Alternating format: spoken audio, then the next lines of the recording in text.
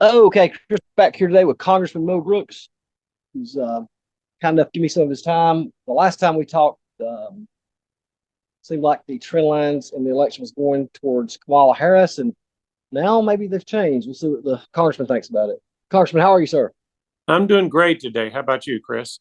I'm excellent. With less than what 40 days to go, where do you see this race at now, as opposed to last time we talked? It is a pure toss up. And anybody who says that either Kamala Harris is going to win or Donald Trump is going to win has been smoking the dope too much. There's no way to know. Now, you can guess, and you might feel comfortable with a 51% probability of being right, but I don't project on those low of odds. It's tight. It's about like being as tight as a tick on the butt of a hound dog. That's how tight it is. Do you think that for the last time we talked about it, that it's kind of at least stopped? Because at that time I thought everything was going towards Kamal, the vice president, and now it seems like he's at least stopped the bleeding, if not turned it back some. I mean, would you agree with that, or do you still think it's heading her way? Well, with the caveat that polling cannot be relied on to accurately predict results Mm-hmm. unless those polls are reflecting very lopsided numbers. With that huge caveat that the pollsters are almost always wrong to some degree or another in their projections of what the final vote count is going to be, the polls do suggest collectively that Kamala Harris has picked up about 7 points on Donald Trump since the Donald Trump Joe Biden debate debacle. But most recently, in the last 7 to 10 days, it looks like the momentum that Kamala Harris has had has stagnated. So you've got Kamala Harris, according to Real Clear Politics, average of credible polls, up nationwide by about 2 percentage points. But I'm going to add another huge, huge caveat. Two of them. One, Donald Trump normally does better than the polls suggest if you look at 2016 and 2020 election results. That may or may not happen in 2024, but that's the history of 2016 and 2020. And then, second, it really doesn't make any difference what the national polls are. In fact, mathematically, you could have a candidate getting 70% of the popular vote and still lose the election, legally lose the election. Really that high? We don't elect people based on popular vote. We elect people based on the Electoral College, in which each state gets 2 votes for the 2 senators they have in the United States Congress, and 1 vote for each of the United States congressmen that are from that state in the United States Congress. And the states, with the exception of Maine and Nebraska, have a winner take all approach. So if a candidate were to get 100% of the votes in California, they still get California's delegates to the Electoral College as if that candidate had won by the slimmest of margins, 51 to 49. So the key is who can cobble together the magic number of 270 Electoral College votes to win. And what we're down to is about 6, 7, 8, what we call battleground states, where there's a fighting chance for either candidate to win. So that means we've got 40 to 42, 43, 44 states where the election is effectively already over. The candidates aren't even campaigning in those states. Both campaigns agree that either Kamala Harris is 100% sure to win that state or Donald Trump is 100% sure to win that state. By way of example, Alabama, There's not a dadgum thing that Kamala Harris can do in Alabama to win Alabama. Right. It's locked in for Donald Trump. And so, similarly, on the flip side of the coin, California is locked in for Kamala Harris. So the fight is over 7 or 8 or so battleground states. And in those states, if you look at the polls, typically speaking, whoever is ahead is up by 2 percentage points or less, which means it's in the margin of error. And in my judgment, it's going to come down to, first and foremost, how many votes do the Democrats steal in this election, coupled with how motivated to vote are supporters of Donald Trump versus supporters of Kamala Harris. Let me ask you this, Congressman. You touched on something I was going to ask about. Donald Trump's overperformed in polls.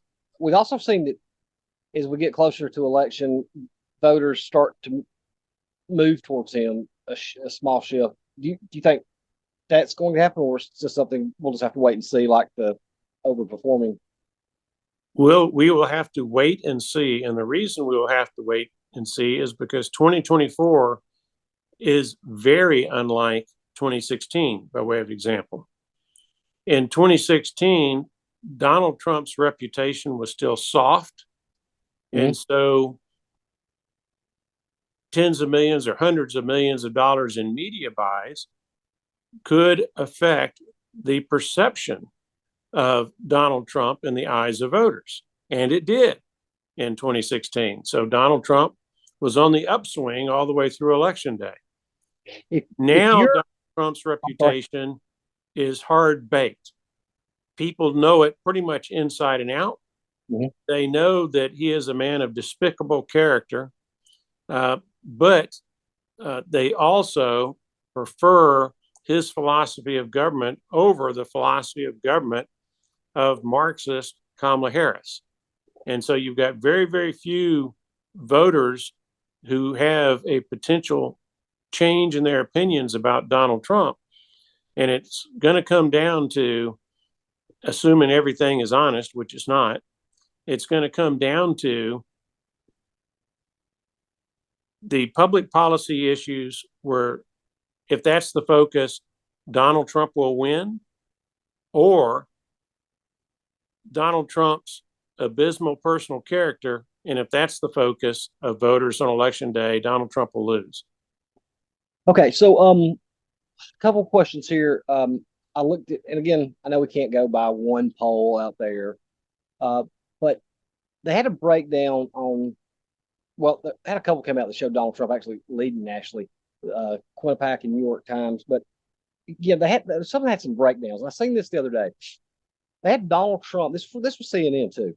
They had Donald Trump getting 47% of white female voters. They had Donald Trump polling at 42% of 18 to 34-year-olds. When I said a while back, they had Donald Trump getting 19% of black voters. Is there any way Harris can, if she's those margins are that bad, is there any way she can make it up with white males? Well, apparently she already has made it up in some shape, form, or fashion, according to the polling, because the average of the polls at realclearpolitics.com has Kamala Harris ahead by a little over 2 percentage points. So each candidate is going to have demographics where they get beat like a drum. But with the race being so close, I think it's fair to say that each candidate has demographics where they're doing extremely well in beating their opponent like a drum. The key is the total, not the individual demographic segment you're looking at. The key is the total. And even then, you need to break it down a little bit further. The key is the total in a winnable state, a state that you can take from Kamala Harris if you're Donald Trump, or Kamala Harris can take from Donald Trump if you're Kamala Harris. That's the key. And forget about the individual segments that support one candidate or another. look at the big picture, because it's the total vote in these battleground states that will determine our winner. And by way of example, typical battleground states are states like Wisconsin, Arizona, Nevada, Georgia, North Carolina, Pennsylvania, and there's probably another one or two that I'm skipping over.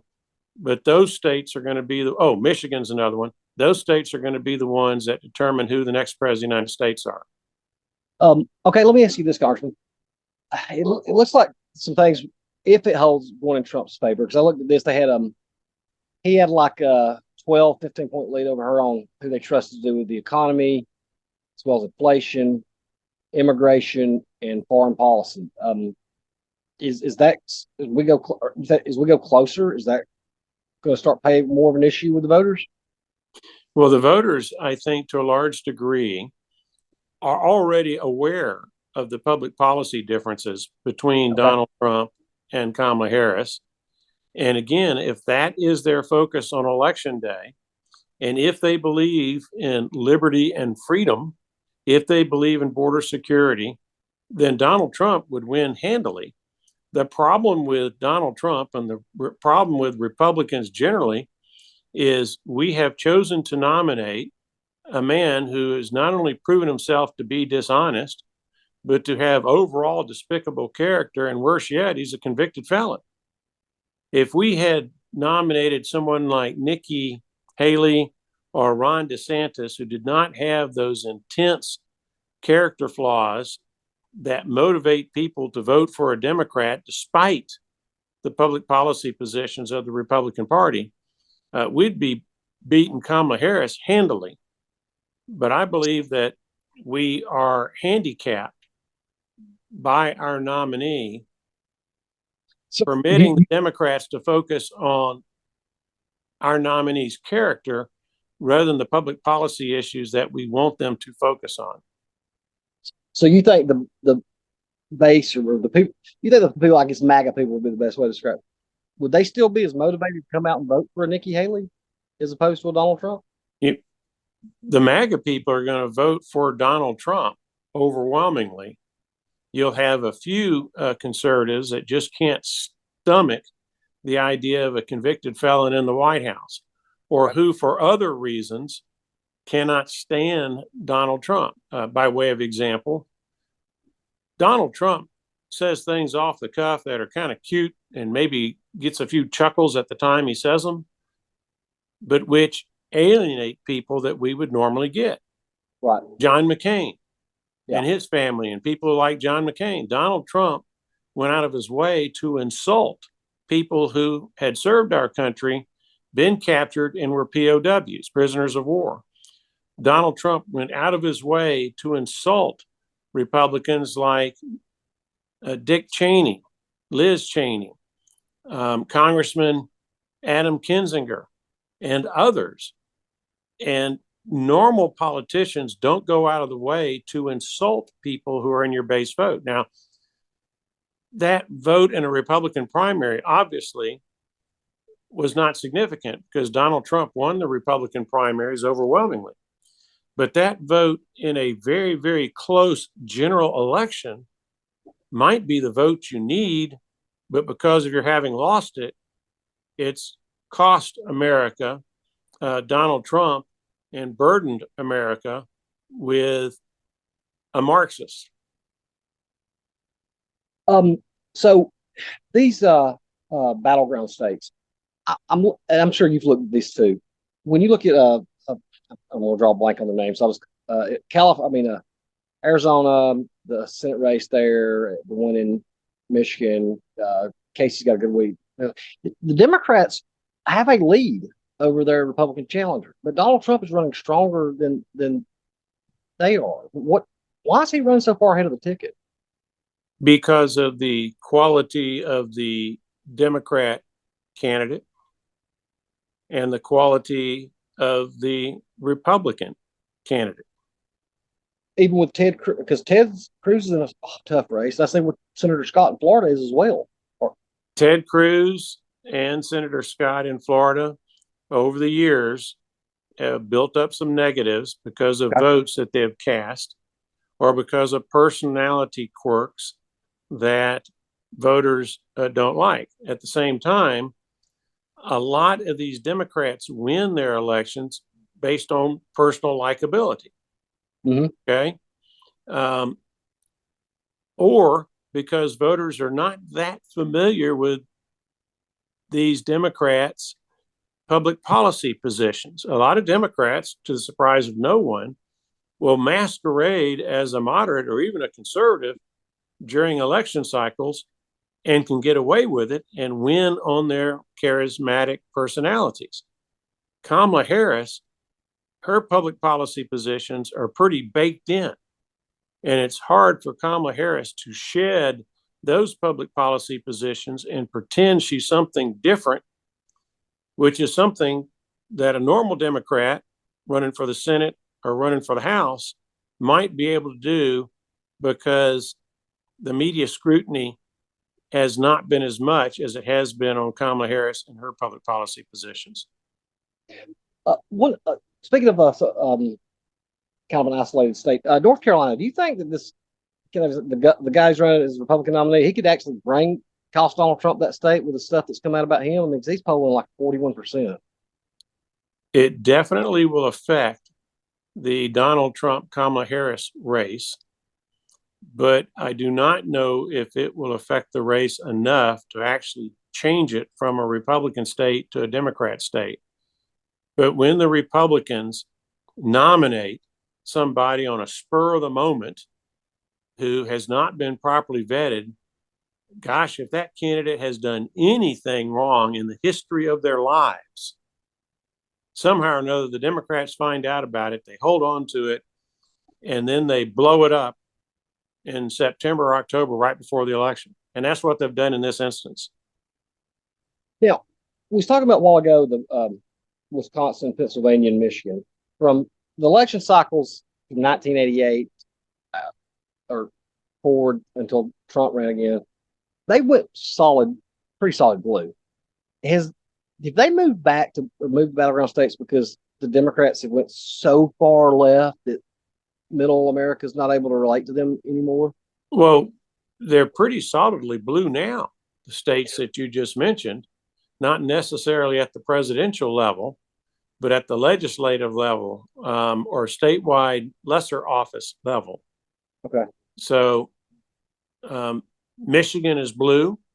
Wisconsin is blue. What was the third state you mentioned? Pennsylvania. Pennsylvania is blue. I don't know right offhand, but I think both Pennsylvania senators, at least one is Democrat, the governor is Democrat. In Wisconsin, you've got a split, I think, one Democrat, one Republican. In Michigan, if my memory serves me correctly, both senators are a Democrat, and you've got a Democrat governor. I think you've got a Democrat legislature in Michigan. You may have a Democrat legislature in Wisconsin, I'm not sure. But in any event, those states are predominantly blue. If you look at congressional races and senatorial races and gubernatorial races, and maybe lesser statewide races like attorney general or secretaries of state. So do you think it's just Trump himself that's kind of moved them to a toss-up? Well, that and the voters have a better understanding of the public policy positions of the Democrat nominee when it is at the presidential level, because there's such an intense focus on the public policy positions of the Democrat nominee at the presidential level. At the lesser levels, Congress, U.S. Senator, governor, state legislative positions, the information is not as widespread about the Democrats' positions. And as a consequence, those Democrats are better able to mislead the voting public into thinking that they are more conservative than they really are. So they get away with it. Did you ever fathom in your life that in a battleground state, the swing vote that you would have to appeal to is the Muslim vote, like in Michigan? Yes, I did. Really? All this is clear as day. Islam is rapidly advancing in the United States, and it's a reflection of what is happening in Europe. Uh, Muslims tend to vote as a bloc, not 100%. No group votes 100% one way or the other, but as a bloc in political terms. And they have as their primary motivating factor who is the candidate that is most favorable to Islam. Similarly, which candidate is most likely to want to kill Israel? Which candidate is less likely to help protect Israel with American resources? Yeah, that's pretty clear who's going to. Donald Trump's wasted. I mean, no bone. We know where he's going to stand in that. How does Kamala pitch that she's going to be a friend to Islam with a Jewish husband and as many Jewish super donors? Well, you've got splits in the Jewish community, just like you have splits in any demographic group. Okay. Some segments of the Jewish community believe that the proper approach to Islam is to punch back twice as hard every time Islam tries to exterminate Jews in any part of the world, most specifically Israel. Other segments of the Jewish community are on the other extreme and believe that the way to survive is to be pacifist, to go along and get along, just be nice. Now, I happen to believe that that is an awful approach. It is a dangerous approach, but that doesn't stop people from having a different opinion. We're all different people with different perspectives and with, quite frequently, different opinions. So I respect the opinion of those Jewish voters in America who believe pacifism is the way to go, but I've never seen that be successful in the history of Islam. Never, absolutely never. Okay, so here's one that I can't figure out. So we've seen Florida, some of them move it to a toss up. Some people have moved or moved Texas to a lean, Iowa to a toss up. And we've seen Oregon go to likely to lean. Now, here of late, we've seen Virginia now it's put in a toss up. And here today, I got an email that they've moved Minnesota, Governor Walz's home state, into a toss up. Why do it seem like we see some conservative states moving her and then Democrat states moving him? Is there any rhyme or reason to that? Well, I'm not persuaded that some of the states that you have listed are toss ups in the absence of some very significant event occurring between now and Election Day. Oregon, by way of example. That would be totally unexpected if Donald Trump were to prevail in a solid blue state like Oregon. Minnesota, that's possible. It's not likely, but it's possible. Similarly, there are some Republican states, Iowa being an example, where I think that that's a lock for Donald Trump. But a significant event could change things, and Kamala Harris might be able to have a fight. Now, a lot of what's going on, just so that you're aware, is you've got political gurus in the Trump campaign, and you've got political gurus in the Kamala Harris campaign. They have a lot of resources at their disposal. They're able to manufacture polling that on the surface looks like it's coming from an independent, reliable source.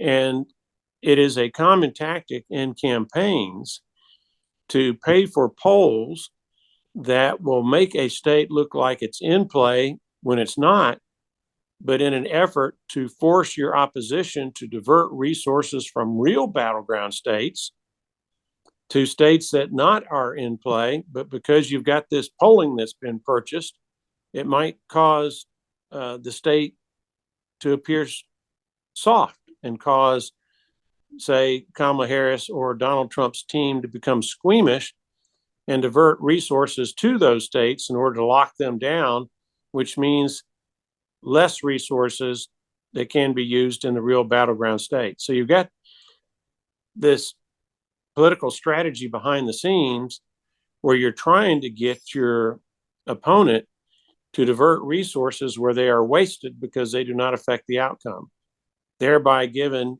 you a better shot at winning the states where the resources otherwise would have been allocated. The Democrats went all in. I mean, they spent a whole night at the convention on making abortion a key issue in this race. And it seems like it's not even on the radar. If the Republicans win the House, I mean, the presidency and Congress and hold on, keep the Congress and get the Senate, or is that going to do away with abortion as a political issue? Because they don't turn out now for it. When would they turn out? Well, abortion is a major issue in this election. Okay. And there are different ways to address it. One way to address it is to run a bunch of ads on the internet, on the radio, on TV, or what have you. Another way, it's a micro-targeting way that the most well-financed and sophisticated campaigns resort to.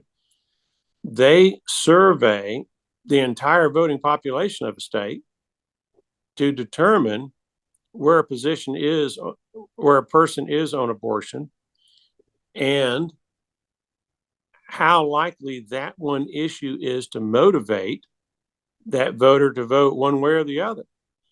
And having identified every single voter in, say, Wisconsin that says the abortion issue is big to me and I'm pro-choice and I won't vote for someone who's not pro-choice, that information in the hands of a Democrat campaign is then used behind the scenes with ads that specifically target that voter on that issue and nobody else. That voter will get a targeted ad either in the mail or on social media directed to that particular voter, or an email or a text directed to that particular voter to get that voter to go to the polls and to remind that voter that Kamala Harris is for legalized abortion, while Donald Trump is less so. So that's what micro-targeting does. And the benefit to micro-targeting is that your directed advertising is not seen by the people who have the opposite viewpoint that might motivate them to vote for the Republican candidate or Donald Trump. All right, just a couple more here, Congressman. I'll finish up with you. So one guy that I have been waiting to hear more from, I mean, I have a lot of respect in his insights as a I may not agree with him politically, but as far as running a campaign, he's been awful quiet. And when he has spoke, David Axelrod has said he thought Trump was the odds-on favorite. He thinks it's close, and hadn't really said much. And then James Carville said a few weeks ago that Trump was still the favorite. And then I've seen over the last few days that the vice president is demanding another debate. And conventional wisdom, I thought, says the candidate that's demanding the debate is behind. Do you think their internal poll numbers are showing something? No, I don't think that their internal poll numbers are showing them behind, although that might be the case if you focus specifically on the battleground districts. In a campaign, there is a lot of uncertainty. I've run public office about 14 times. And if you were to ask me the day before the election, I'd be running scared. And my wife would tell me, along with friends and supporters, look, don't worry about Mo running scared, thinking that he might lose.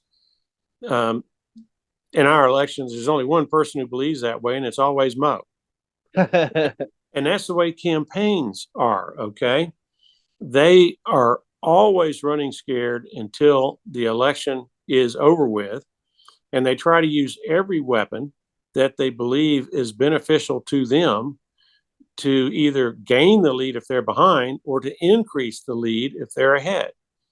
And the Kamala Harris team is persuaded by the quality of Donald Trump's last two debate performances, one against Joe Biden and one against Kamala Harris, that debates are beneficial to Kamala Harris and detrimental to Donald Trump. You know, I've said it before, I'll say it again.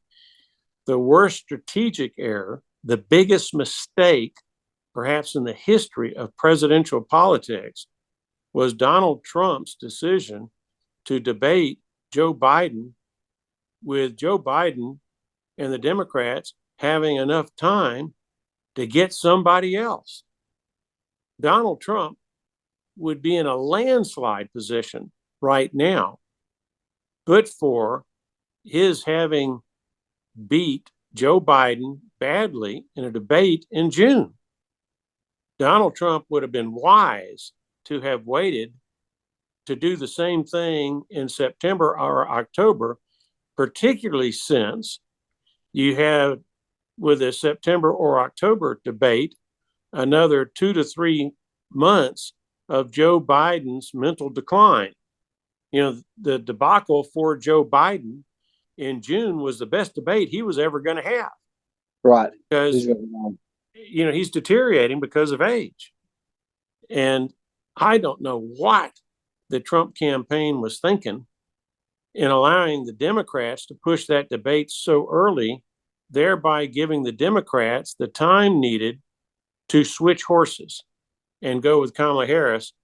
And that, more than anything else, if Donald Trump loses, point your finger at that decision and that debate. You know, on the surface, Donald Trump beat Joe Biden like a drum in that debate. But that was the biggest debacle of the Donald Trump campaign, because Joe Biden is no longer their nominee. With that debate with Vice President had with Donald Trump, you know, so I'm not a big conspiracy theorist, but do you think there's any truth to the rumor she had a mic in her ear? I am skeptical, but it wouldn't surprise me. And I was disappointed with the former president because he let her it seemed like she derailed him and got under his skin in that debate. But I think maybe the bar was set so low for her that as long as she just didn't get blowed out, she was going to look good. Well, Kamala Harris seems to have prevailed. I think that's the consensus of most political gurus.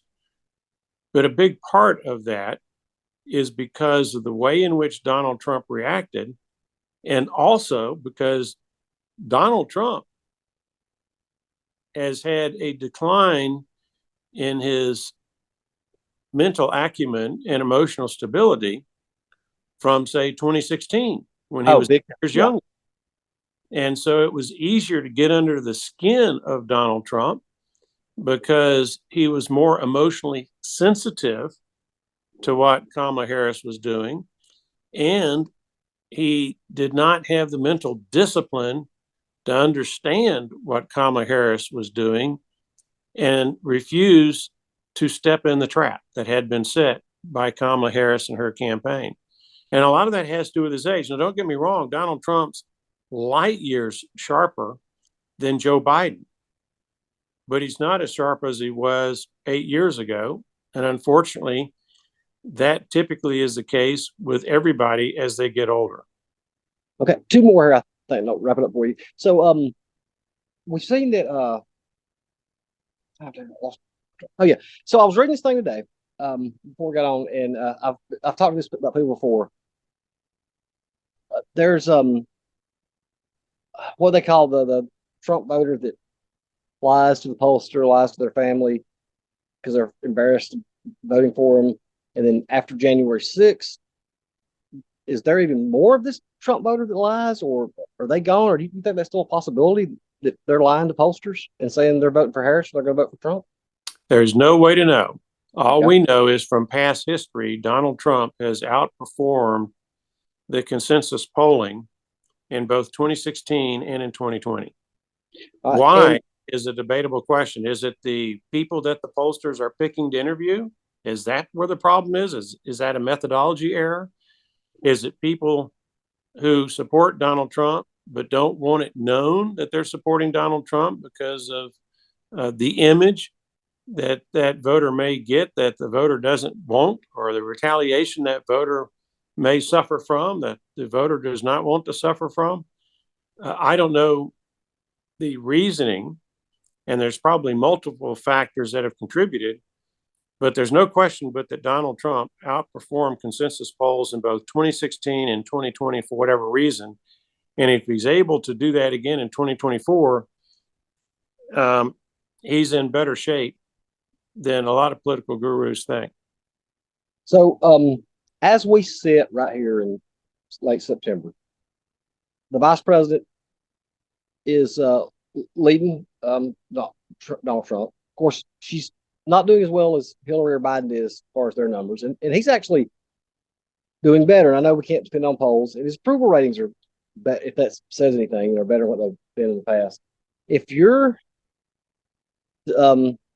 inside the Harris camp and you're looking at these numbers, are you apprehensive that that this is false? And if you're in the Trump team, looking at where you are right now, as opposed to the last two races, that you're in a better standing than you've ever been, are you feeling confident?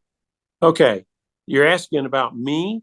Keep in mind, guy who's apprehensive when we win with 60%, 70%, and 80%. I'm always apprehensive. That's my nature.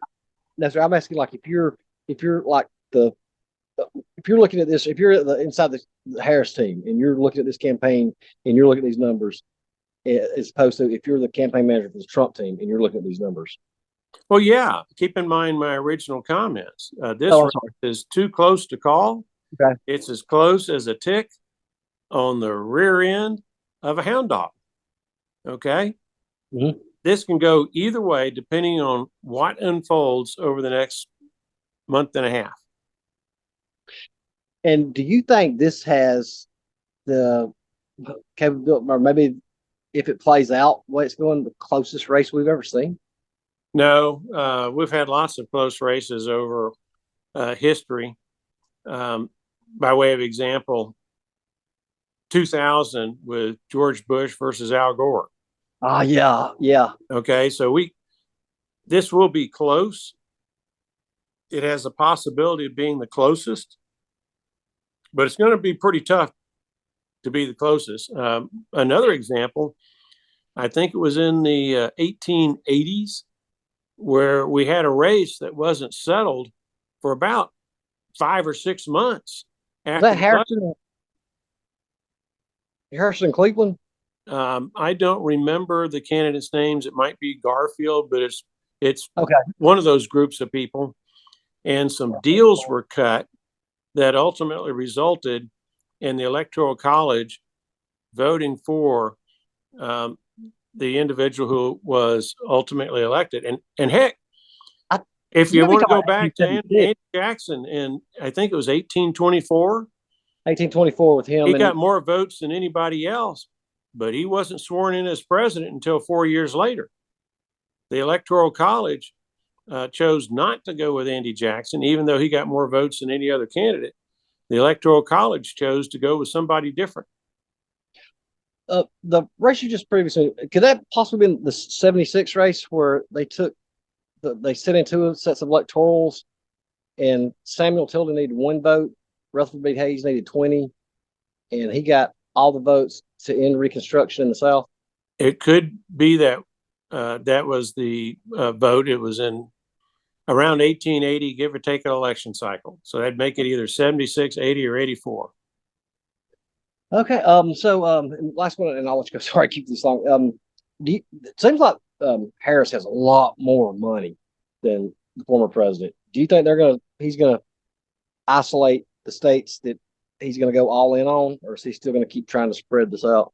Well, both candidates are going to do that. They're going to focus on the battleground states. They're going to try to minimize the use of resources in states that Kamala Harris is overwhelmingly likely to win, or Donald Trump is overwhelmingly likely to win. The belief is, if you've got a state that is in your pocket and you lose it, that's a pretty good indicator that you've also already lost the battleground states, so it makes no difference. Okay. All right, Congressman, as we get, sorry I kept you longer than what I promised you, but just great man to talk to. As we get close to November, let's have another chat and see what you think then. Certainly. Take care, Chris. Have a blessed day. Thank you, sir.